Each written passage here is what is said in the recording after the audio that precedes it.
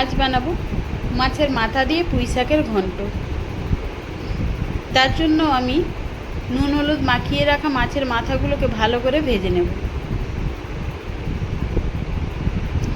ভেজে নেওয়ার পরে গুঁড়ো গুঁড়ো করে আমি মাছের মাথাগুলোকে তুলে নেব।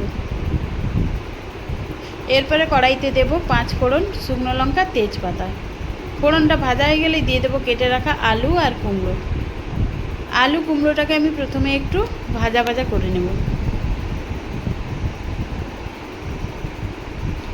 সুন্দরভাবে ভাজা হয়ে গেছে, দিয়ে দেবো কেটে রাখা পুঁই শাক।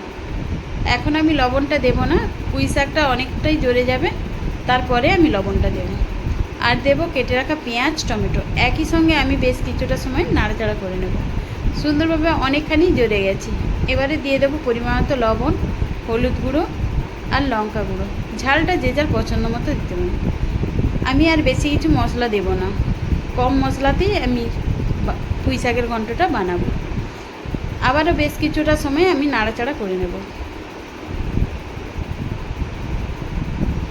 সুন্দরভাবে পুঁই শাকগুলো নাড়া হয়ে গেছে, তবে ডাঁটাগুলো একটু মোটা থাকার জন্য আমি অল্প একটু জল দিয়ে সেদ্ধ করতে দেব, তবে খুব বেশি জল লাগবে না।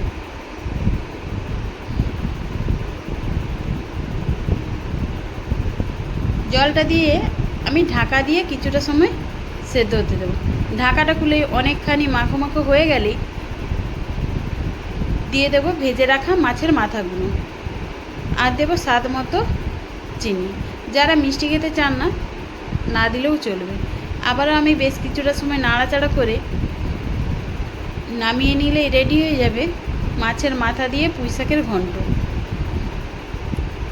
গরম ভাতে পরিবেশন করুন, আর কোনো কিছুই লাগবে না।